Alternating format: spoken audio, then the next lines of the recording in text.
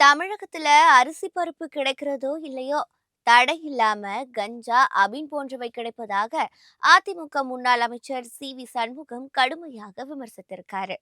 திண்டிவனத்தில் நடைபெற்ற அதிமுக ஆர்ப்பாட்டத்தில் பங்கேற்று பேசிய அவர், தமிழகத்துல நாள்தோறும் குற்ற செயல்கள் அதிகரித்து வருவதாக கூறியிருக்காரு. தடையின்றி போதைப் பொருட்கள் கிடைப்பதாகவும் குறிப்பிட்டிருக்காரு. தன் மகன் என்ற ஒரே காரணத்திற்காக திறமையில்லாத உதயநிதியை முதல்வர் ஸ்டாலின் துணை முதல்வராக்கி இருக்காருன்னு சண்முகம் குற்றம் சாட்டியிருக்காரு.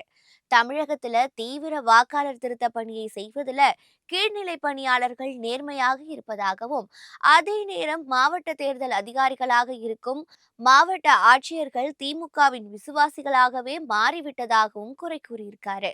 திமுகவின் அதிகாரத்திற்கு பயந்து அதிகாரிகள் செயல்பட்டால் அதன் விளைவுகளை அவர்கள் சந்திக்க நேரிடும்னோ சண்முகம் எச்சரிக்கை விடுத்திருக்காரு.